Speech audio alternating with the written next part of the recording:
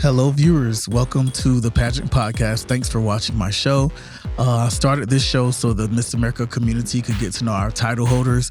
I'm so excited about our guest today. Our guest today is Miss America 1979, Kylene Barker McNeill. Kylene, welcome to the show. I'm so happy to have you here. Thank you, Jason. So glad to be here. We finally connect.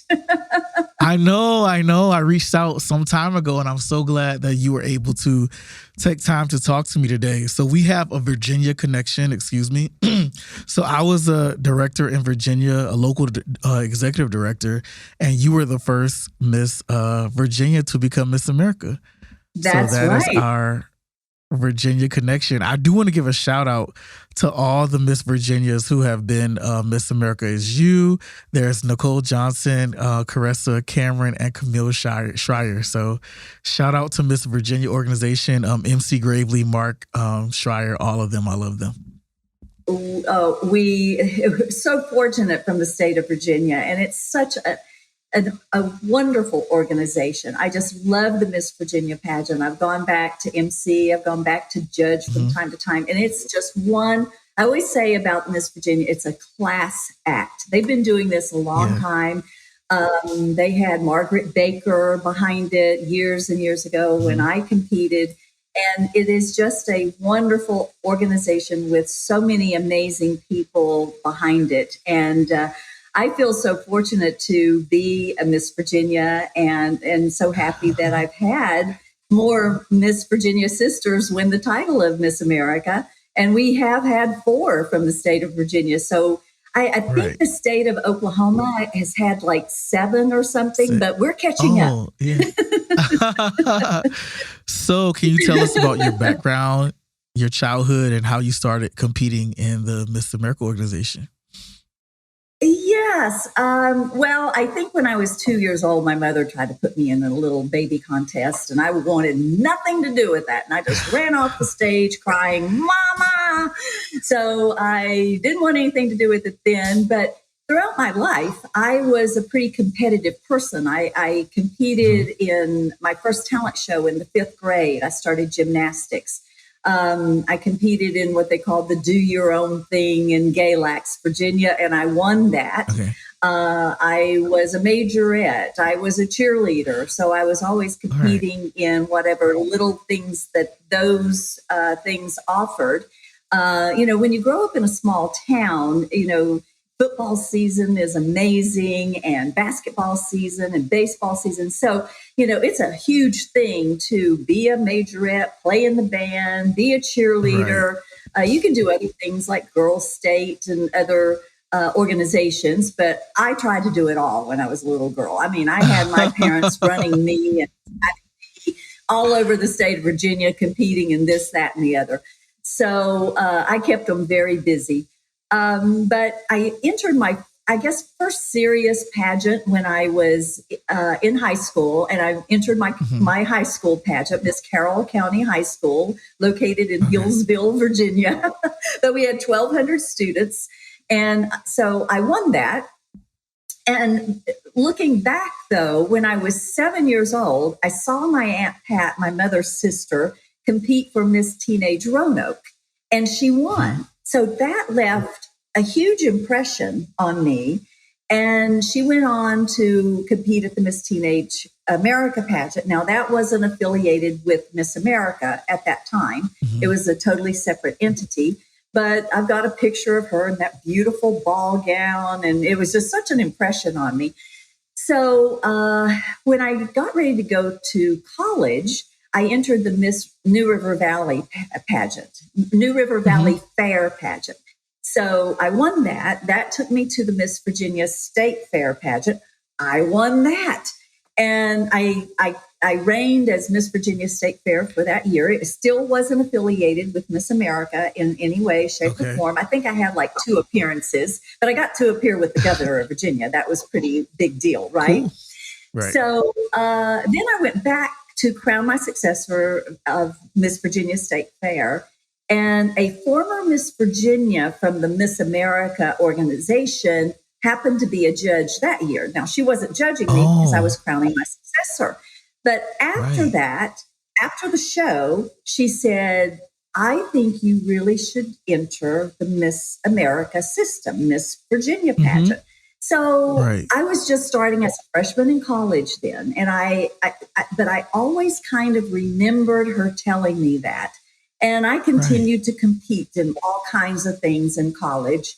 But you're busy in college. You've got to study, right? So I got ready to graduate from college.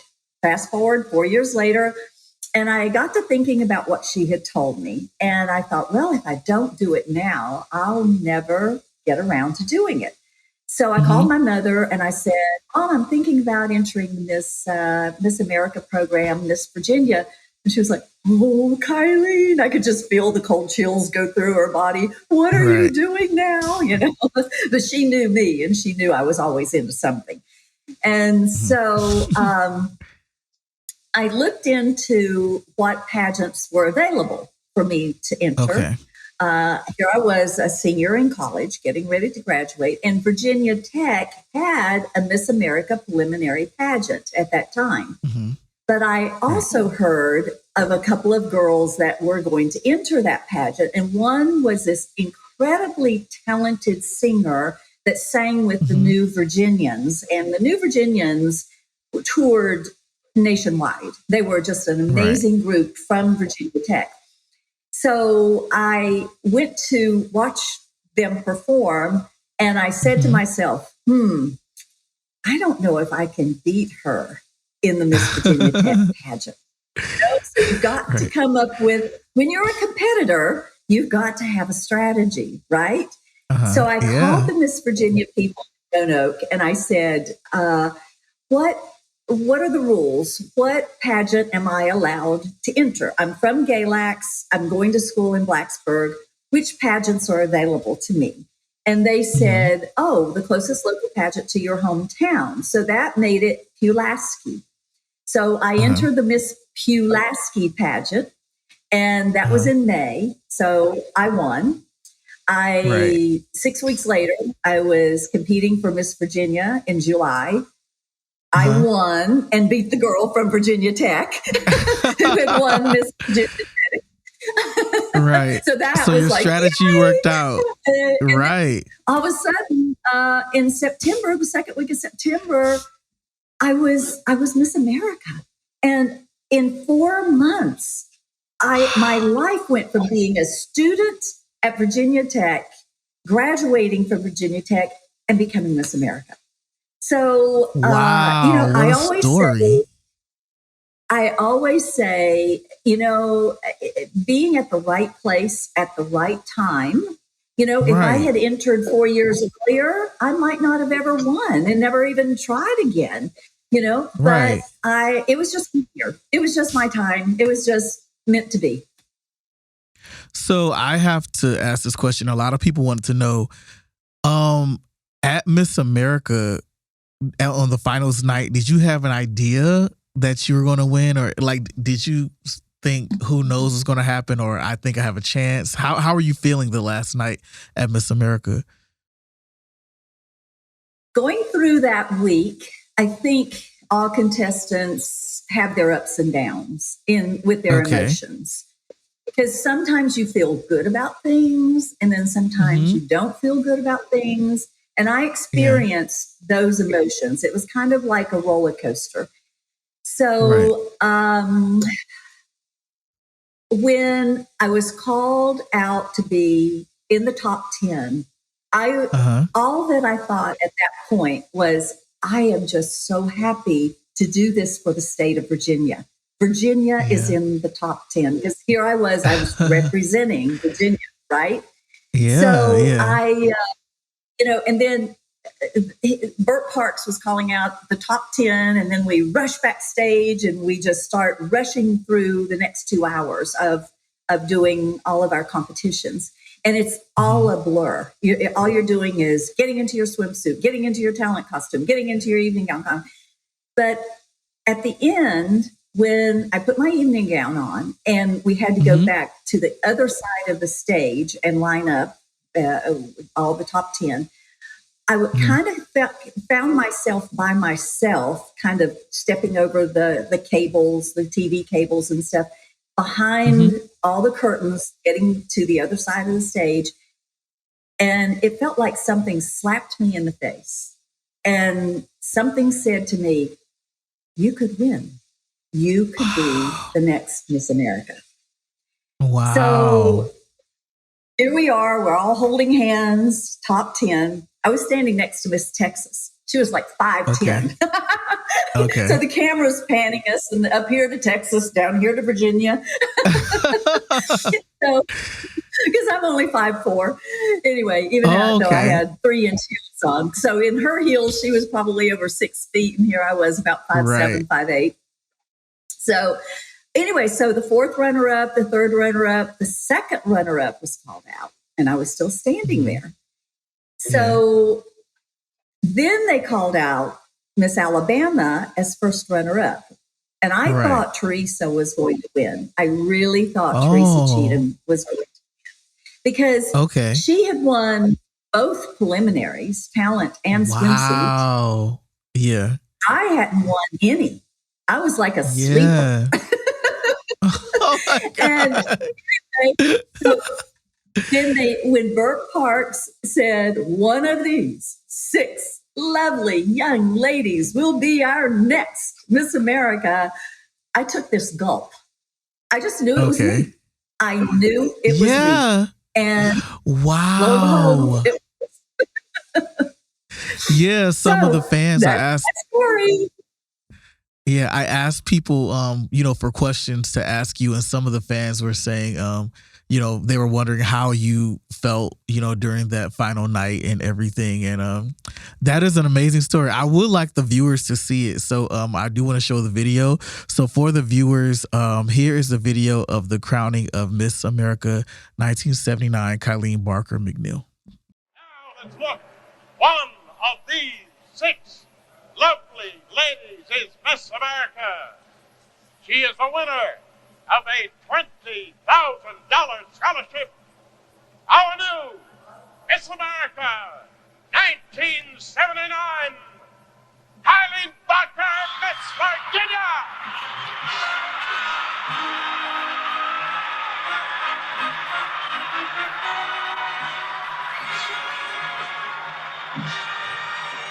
Kylene Barker, lovely Miss Virginia. Now Miss America, what city of Virginia? Roanoke. Who's watching the three? Your mother, dad, are they here? They're all out in the crowd. Everyone, all of my relatives.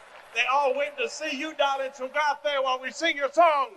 Our Miss America, let's hear it for her right now.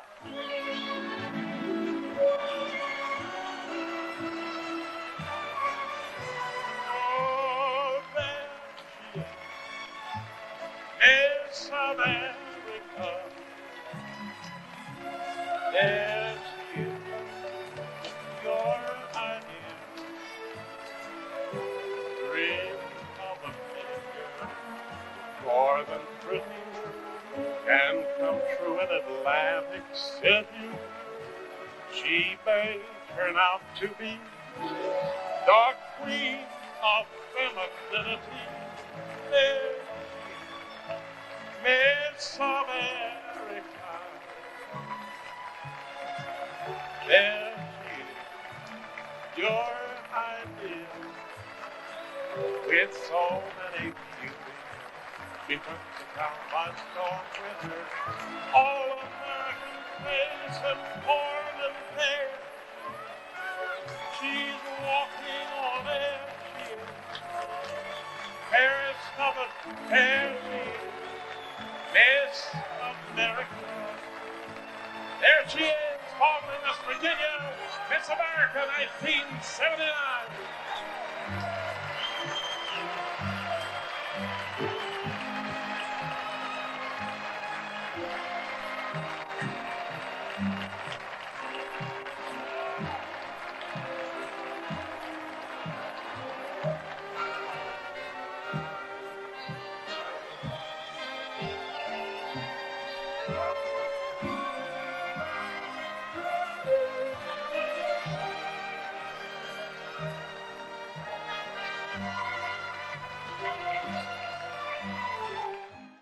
Okay. So, after they called your name, I still when get it was cold chills when confirmed, I see that, Jason. yeah, yeah. Do you remember your first thoughts after you found out you were Miss America? Uh, well, Bert Parks was asking me something like, "Where are you from?" And I said Roanoke because it was where I was crowned Miss Virginia, and I think a Right. lot of people from Galax was a little upset about that because I didn't say Galax. But then what was going through my Oh, mind was I lived in Galax, but I went to Carroll County High School in Hillsville. I was Miss Pulaski. I was Miss Virginia. So I just said Roanoke. It was too many places to say, because when you win the title of Miss America, everybody wants to claim you, right? So I yeah, got in a yeah. little trouble for that, new friends at Galax. But anyway, you get through that. And, nobody's perfect and you're not coached on what to say. And you have no idea what Burt Parks is going to ask you at that moment. So I walked the runway and I could hear Mhm. somebody in my family at the end of the runway saying, Kylene, Kylene. And you can hear that on the tape if you watch my whole walk. Oh, And okay. then it was an amazing, amazing experience. I just wish the girls today could have the experience that we had back then. It was first class all the way. Uh, the traveling companion did everything. I didn't have to lift a finger. She got you out of Hmm. autograph sessions. I literally even spent my Christmas working because a bank in Virginia. I traveled 350,000 miles that year, and I never went home. I mean, I was always on Oh, the road. wow. Okay. Southern Miss Americas are usually pretty popular. But a bank called First Bank in Virginia Hmm. wanted to do a commercial. And so I remember Oh. Doris Kelly, who used to book Miss America. She called me and Hmm. she said, "Are you willing to work over your Christmas holiday?" And I went, "Oh, Doris." And she said, "But let me tell you about it. I, the first one that they interviewed was Roy Clark of Hee Haw, because he was from Virginia, because they were interviewing Virginia celebrities. And the Okay. second part of the second commercial was Secretariat, the beautiful racehorse. Of course. Right. And Yeah. then I was going to be the third commercial. So how could I turn Hmm. that down? And she said, "Now keep in mind, this was back in the 70s. And I don't know how much it would equate to today." She said, "Kylene, they're paying you $7,000. I said, "Okay, That is I'll do some it." good money. Right. Right. That is some good money. So Burt Parks, legendary Burt Parks, what are your memories of him? How was his Oh, personality? wow. Again, I'm so happy that was Miss America during that era of Burt Parks. Right. And literally, when the year that I crowned my successor, that's when Al Marks fired him. So I Oh. have the last official pictures at the NBC studios in New York City with Burt Parks because I was the last one that he was with on stage when I crowned my successor. So we were in the NBC Wow. studios together getting photos. And even after that, I did a couple of appearances with him throughout the country. We would end up together doing Mhm. different things. Yeah, yeah. He Very was a cool. great guy. I Loved do his family agree. too. I was going to say, I do agree with something you said earlier about how magnificent the competition was in your day. Like when you walk down the runway, back and forth, it just looks so beautiful. And we don't have that nowadays. I Oh, do wish we no, it's had so some of that. sad. It's so sad. She says that. And So, there's nothing like being in Atlantic City either. I yeah. had a group of friends from my Florida home Mhm. go to Las Vegas when it was in Las Vegas. About 10 Right. people went out there to watch the crowning. And to me, Uh-huh. that was just like being at the Miss Virginia pageant. That's what the Miss Yeah. Virginia pageant was like in the big auditorium there. I just wish they could have seen the runway in Atlantic City. Wow. I know for the next few years it'll be in Connecticut. I've never been to Miss America, actually. I do plan to go this year, so hopefully God will let that happen. But I would love to experience it in Atlantic City, like you're saying. You know how who knows if those days will come back again. But yeah, I I wish I know. could experience that. So you were voted like best cheerleader by People Magazine. Is that right? Something like I read that. Well, cheerleading, when I won the title of Miss America, one of the Uh contestants huh. was a little bummed about it. And she said, "Oh, she's just America's cheerleader." Well, I like Oh, being America's cheerleader, you know? And I have to yeah. say that I didn't just cheer. I cheered in high Hmm. school. I cheered at Virginia Tech for 4 years, but I also taught cheerleading all over the Okay. country during the summers of my college years.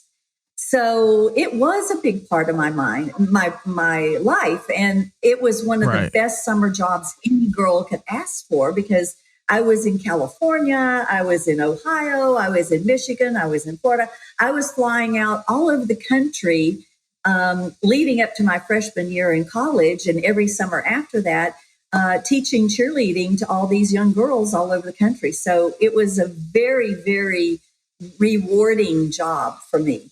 Very, you had to learn responsibility very quickly. Mhm. So Baron Brandon said, how has the title changed your life? So how well first I'll say, what was the best part of your year? And then how does your life change even after you were crowned Miss America? Well, probably the biggest opportunity that the pageant gave me was on Monday morning, right after I was crowned on Saturday night, I was on the Today Hmm. Show. And I was being Cool. interviewed by Gene Shalit. He was the movie critic back then. I don't know Hmm. who does it now, but this we're talking 40 some years ago. So he said, "What are your post Miss America plans?" And I Hmm. said, "Well, I'm a fashion major graduate of Virginia Tech, and maybe I'll just go into business for myself on Worth Avenue in Palm Beach, Florida." Hmm. So an hour after that interview, this man from Palm Beach called the Miss America pageant and said, "I'd like to invite Miss America to open my parking lot." And they were like, "What? Excuse me? Hmm. You want her to open your parking lot?" And he said, "Yes." So as it turns out, his name was John Percio. He was from Philadelphia. He had moved to Hmm. Palm Beach and he was buying up parking lots in the area, repaving them, turning them into valet parking. It was a really good upgrade for the area. So, Okay. long story short, they booked me to go down in January, and the Aldo Gucci was designing the interiors of Cadillac Sevilles at that time.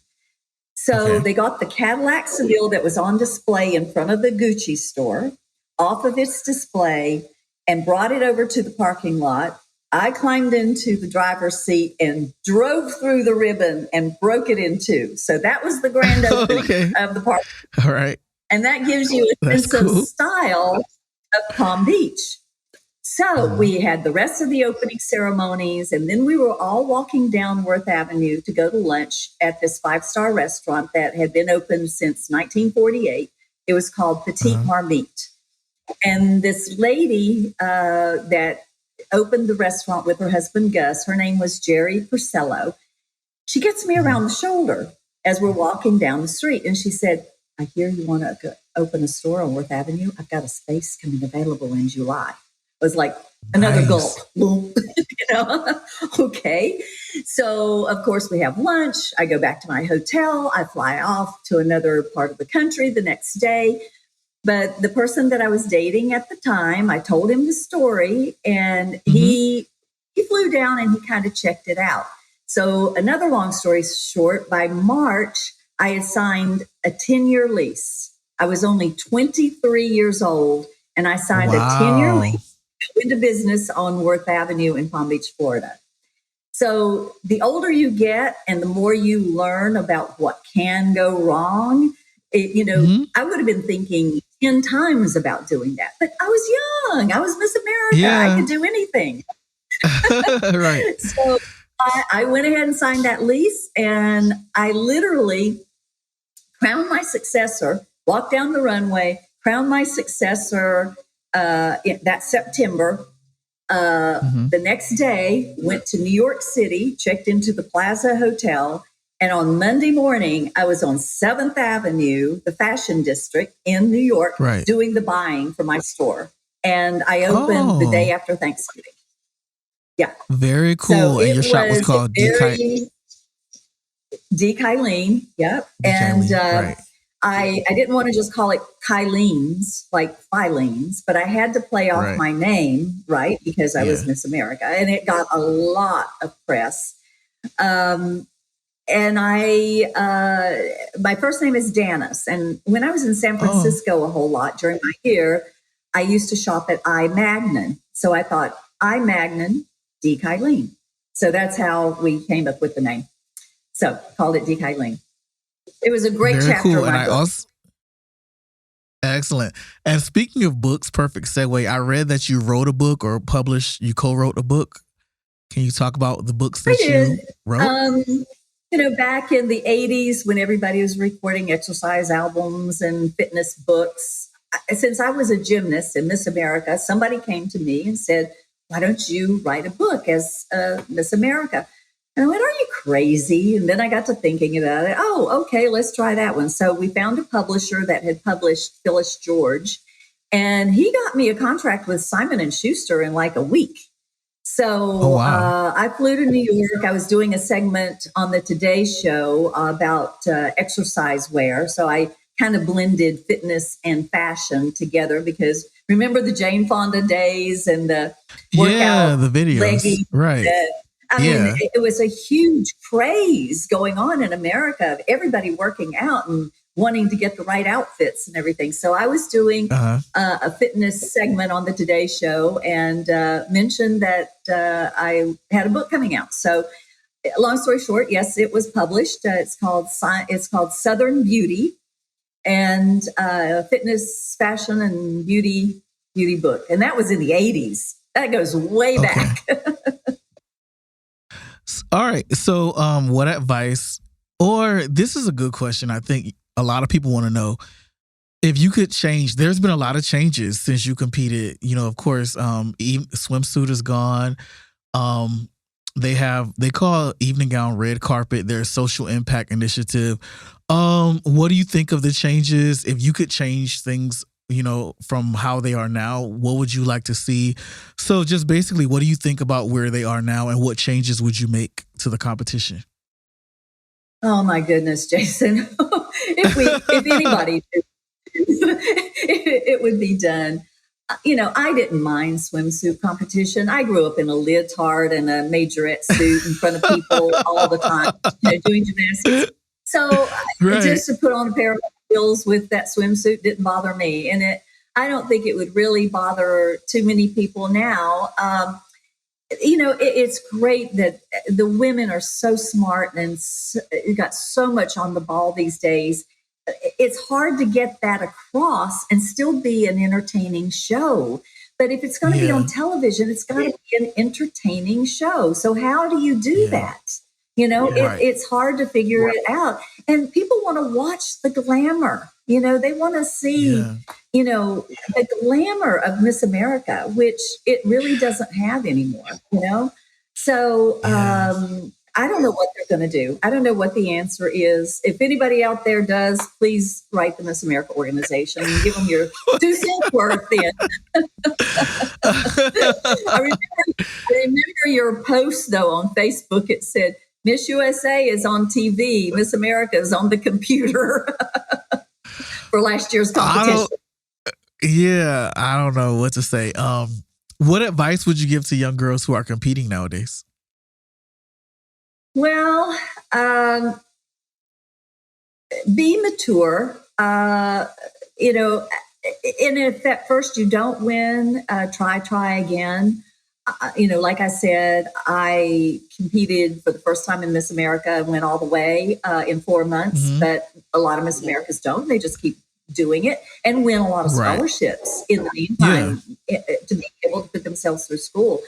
And that is what is so amazing about the Miss America program, is that it's, the largest in the nation for women, and it beats out a lot of big corporations as far as scholarships. So just study hard, develop that talent. And one thing that I did was I just used a lot of visual imaging, because I was a gymnast, and a lot of times I would just watch myself in a situation, doing my routine or walking the runway or in evening gown competition. You just visualize yourself doing what you want to do. Visualize yourself getting that crown put on your head. And, by doing that, when you actually get into the situation, you kind of feel like you've been there before, and you feel more comfortable. But study hard. Practice your talent. It's not easy. It's a competition, and it's very, very, very competitive. But one other thing I wanted to bring to your attention is I'm a breast cancer survivor. I was diagnosed last August. And the reason I never got to connect with you this past year is because I was going through all my treatment and this, that, and the other. But I want to say the miracles of modern medicine. I am fantastic. It's treatable. It's curable today. But get your mammograms, girls. Make sure you stay on top of your health. Don't ignore your health. Wow, that's amazing. And I think you may have possibly answered my next question. So the platforms, and now they call them social impact initiatives, that came, I believe, in the late 80s, I think. I don't think you guys had those. Is that correct? Did you have a cause? No. Okay, so I was going to ask, if you guys had those back then, what would have been yours? What do you think would have been something you would have spoken about? I thought about that, because sometimes I am asked that. And I think probably back then, because, nobody in my family at that point had cancer, so it probably wouldn't have been cancer. I think that since I was a gymnast and I was so athletic, and I at one point was going to be a physical education teacher rather than a fashion major, I changed and went into fashion. I probably would have supported the Special Olympics. And that probably would have been my platform.